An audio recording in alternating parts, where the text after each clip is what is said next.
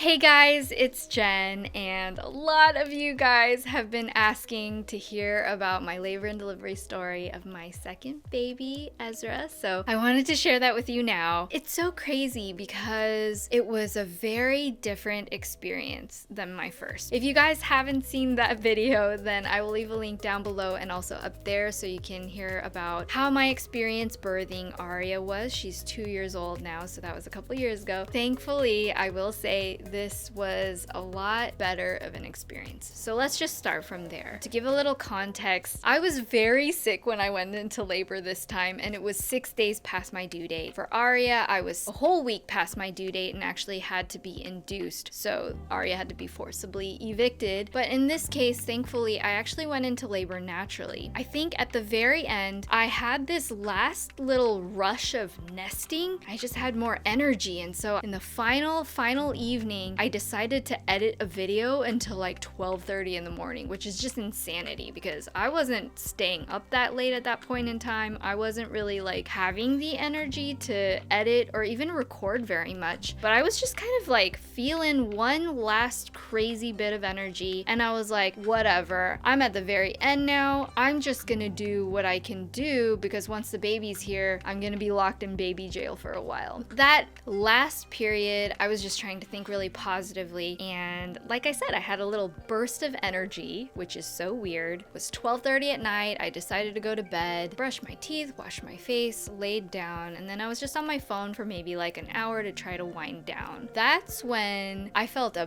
big jolt in my stomach, a big kick, and then there was like a crack. That's the best way I can describe it. It was almost like a rip or a tearing crack noise and a big jump in my stomach, and I was like, whoa, was that my water breaking? And it was so crazy because it wasn't like a pop, and it was kind of painful. Like, he had never jumped like that in my stomach before. So I was like, okay, well, I'll go to the bathroom to see if like maybe my water is like leaking or something. And I also felt a little bit like I had to go number 2. So I went to the bathroom, decided to put a fresh pad in because I felt like I was leaking a little bit of fluid. Went number 2, got back in bed. 5 minutes later, I felt like I had to go number 2 again. Felt like I had to poop. Went back to the bathroom, went poop again, which is really weird. But just to let you guys know, at the end of the pregnancy cycle, when you're about to have the baby, sometimes the body will just try to naturally evacuate anything in your GI tract in preparation for having the baby. So I was like, gosh, that's super weird. It's probably happening. I bet this is it.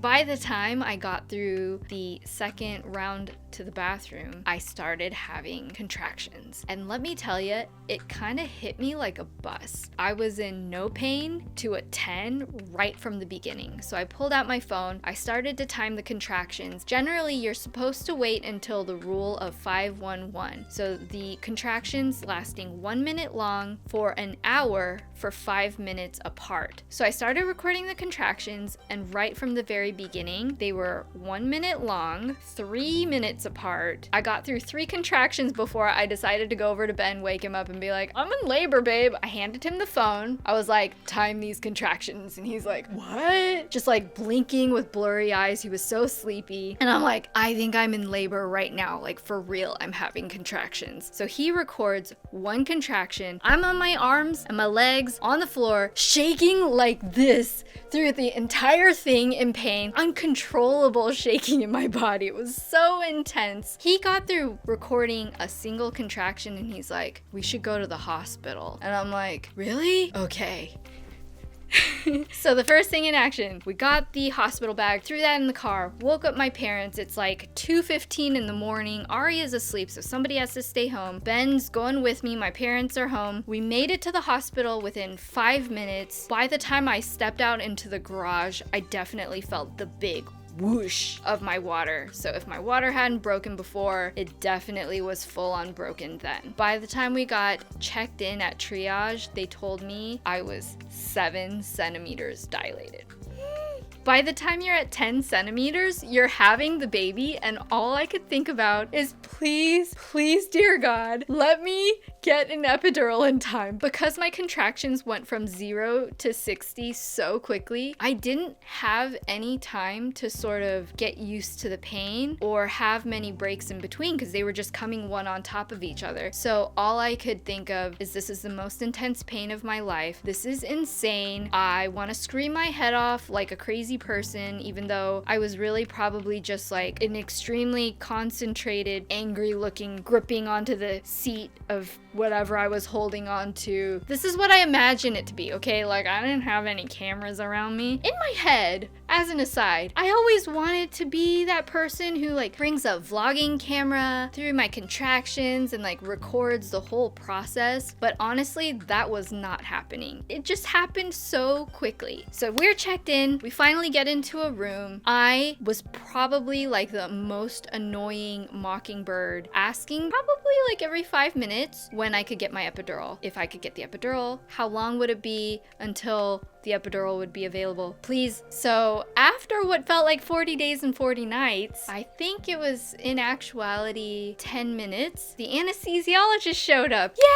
Yay! And I got my epidural placed. By that point, I was already 8 centimeters dilated. So literally went through the most painful part of the actual laboring process, which is called transition, with no pain medication. I thought I was going insane. The epidural went in. Unfortunately, I felt like it was only working on half my body, but because I already went through having an epidural the first time, I had a really great nurse who told me to flip my body onto one side and let gravity sort of move the medication to fully numb both sides. Remembering that, I decided to do that, so I kind of flipped over to my left side so that the medicine that was working on the right half of my body would sort of trickle down. And once that was all kicked in, it's like such a night and day difference. I could finally breathe. I could finally think for a second. You can choose to do labor however you want, but as it was 5 in the morning and I heard horrible screaming coming down the hallway from another woman who was in a crazy intense part of her labor with no epidural, I just took a moment to pray to God and say thank you, dear Lord, for this epidural, for you have saved me. And it was wonderful. So at that point, we just had to wait. We had to wait for everything to fully expand. Even though I had opened up quite a bit quite quickly to that point, the nurse was like, okay, since you have the epidural, I'll come back in like an hour and a half, see where you are. We don't want to check you too much because your water's already broken, so we don't really want to introduce any new bacteria. And I was like, okay, lady, I am like about to have this baby here, but if you want to wait a couple hours, that's cool with me, I guess. So they would come back in after a couple hours. I was like progressing pretty well, and I was nice and comfortable and pretty calm. I had a little bit of a cervical lip, but eventually I felt the pressure of the baby's head at the bottom, which even though you have an epidural, you can still feel when you're about to give birth. The nurse came in probably around 8 in the morning. So this was maybe like 5 hours or so after I arrived at the hospital, and said, okay, you're at 10 centimeters. One little problem is that my daughter, Aria, goes to daycare at 8 in the morning. With the car situations, Ben had one car here. My mom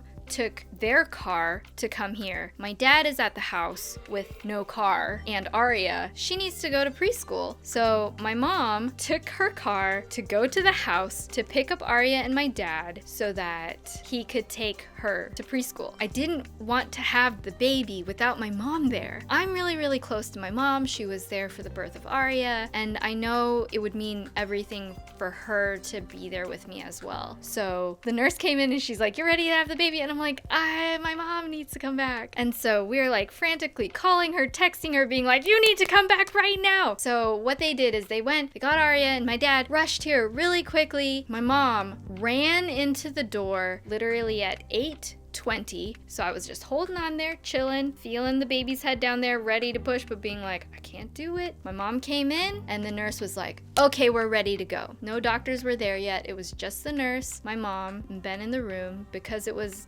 generally like a low risk pregnancy situation, she was like, let's go ahead and do a little test push. She rolled the mirror so that I could see what was going on. So I didn't have the mirror with Aria, but I thought with the second baby, I might not have this same experience again. So I decided to go ahead and use the mirror. And I was actually surprised to see that things like looked a lot more normal than I thought it would. That was kind of good to know. I imagined it to be like a little bit scarier than it actually was. So anyway, I closed my eyes and I pushed, and I just remember thinking like, gosh, I feel like I'm not as in the zone as I was when I was giving birth to Aria. Like maybe I'm just like not as efficiently pushing, you know, like I'm not supposed to like have all the pressure in my neck and face, and like I feel like I'm doing that and probably pushing the wrong way. The nurse says, okay, stop. Don't push. I'm gonna get the doctor and we'll be right back. And I was like, kind of got snapped out of my little trance. So I stayed there, not pushing, as the nurse said. The doctor comes in with the nurse. The mirror's kind of pushed to my left side. They're sitting at the end, and then they're like, okay, let's do a push. And so I start pushing, same thoughts in my head. I'm not pushing as well as the last time. The doctor says, stop. And I was like, okay. And she was like, I don't want you to tear because I can see you tore last time. I can see you had a lot sort of going on. I don't want you to tear in the same spot any further. And I was like, so scared. In that moment, I could just think all of the millions of things in my head, all of the painful things I went through with my last recovery. And I felt like that 1 second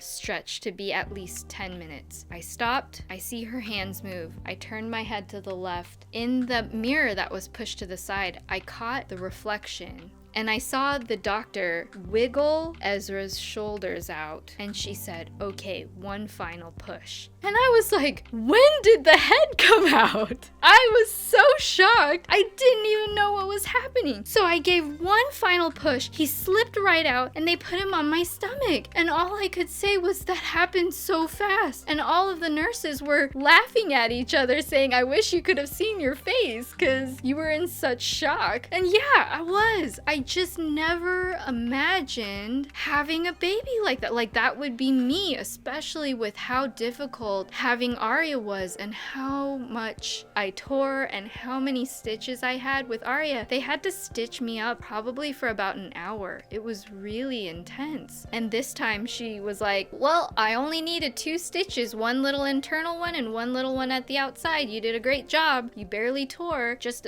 a minor 1st degree. And I was like, speechless. Before you knew it, she was rubbing off the baby. My husband came over, Ben came to the side, and he was cutting the cord. I couldn't even believe it. He was out in 2.5 pushes. I'm so emotional, like reliving that right now, because I could never have anticipated it going like that. I didn't know that my body was capable of that. They weighed him in. He was 7 pounds, 7 ounces, 19 inches long, and that's how he made his way into the world. It's like he was so ready to be here. As for my recovery, I will say a couple of quick little things. I had incontinence problems really badly after Aria. Thank goodness I didn't have any bowel problems, but I did have complete urinary incontinence for the first, I would say, 3 weeks or so postpartum, and then it slowly got better because I just had to train myself to go to the bathroom every hour before I could feel that I had to go, because I think I had some nerve damage. So before the nerves reconnected and could tell my brain, hey, she has to go, I would just go to the bathroom to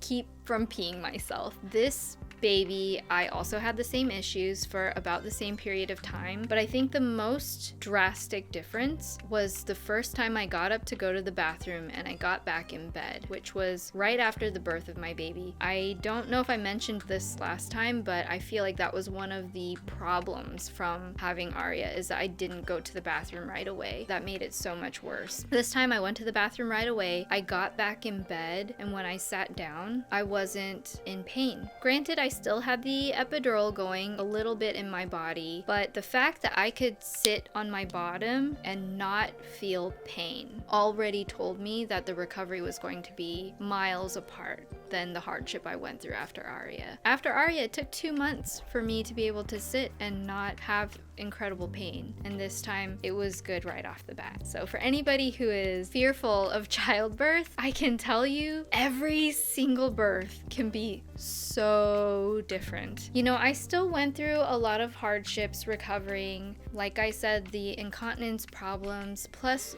after you have a baby, you still waddle. Your legs are still really kind of far apart, and I felt like I had this empty bowling ball in my stomach, especially at the bottom of my pelvis. My joints and my bones just felt like they were so stretched out, and then when that baby is gone, it still takes time for things to go back together. And until then, you do feel kind of achy and empty and really weird for a good month and a half. But in general, it was such a more positive experience. Honestly, I feel like I couldn't have asked for a better delivery. He came out perfect. There were so many scares and worries during my pregnancy with him about his stomach being small, or if he was like not really hitting right things on the growth chart. We had to go in for some extra sonograms a few times, and there were a lot of health concerns that we were just scared about, but when he came out, he was absolutely perfect. Almost the same size as Aria, to be frank. And he was just so beautiful right from the start. So here is Ezra. Hi, baby. Can you believe this biggins, this big boy? I can't believe he came out of my body. I can't believe I had Aria. I can't believe I had Ezra, but he's such a joy in my life. I just think he's so perfect and beautiful. I can't be any more thankful for going through both experiences. I think going through my labor with Aria really gave me so much compassion for when things don't go smoothly, and I think having Ezra was almost like a really redeeming feeling. There was one point where after I had given birth to Ezra and the doctor was checking out my vaginal area and the condition it was in, stitching me up a little bit, and she said point blank to me, I can see that you had a lot of scarring from your first baby. I can see you tore quite a bit. And I was like, yeah, it was really bad. The things I was just complaining about it, they're like, oh, I can see you're very traumatized by the first time. Even though it was a little hard hearing that, nobody wants to really be told when they're looking at any part of their body that something doesn't look quite right. But I did feel vindicated for the pain and difficulty that I endured. Just knowing that this process was already starting out so much better meant everything to me. I felt like I was getting a second chance. And every single checkup so far has been really good. Ezra is trending just like his older sister to be quite a big boy, which is so crazy because I know I didn't really mention my size in this video yet, but I'm only 4'11" and quite small. And I don't make babies that are small, so it just makes me feel really, really blessed that my body is capable of doing this. I'm so glad I got to share this with you, and again, I hope for anybody who was scared off by my last video talking about my labor and recovery that there's definitely hope and it can all be totally okay and totally, I don't want to say easy, but this was kind of an easy labor and delivery. But yeah, this is the result. I love you, Ezra. Hi. Yay! It's all so worth it in the end. Thank you guys so much for being along with me on my journey through both of my babies and watching this video now. I have a few videos actually that I recorded while I was still pregnant, like what's in my hospital bag video, for instance. Those will still be to come, and don't be alarmed if I'm still pregnant in a few of my videos, because I have some content coming out pretty soon and the order might be like all over the place a little bit. But we will start having new videos coming out very soon, and I'm really excited about sharing everything that is to come in the new year. Ezra's eating my finger. So I love you guys. Give this video a thumbs up if you enjoyed watching it, or if you just found it a little bit educational about how the labor and delivery might go. Subscribe if you want to keep up with our content, and also feel free to follow us on Instagram. You can find me at From Head to Toe. Ben is at Benjamins, and the babies are at Tiptoe. So I love you guys, and I'll see you guys soon. I'll talk to you later. Bye. Bye-bye.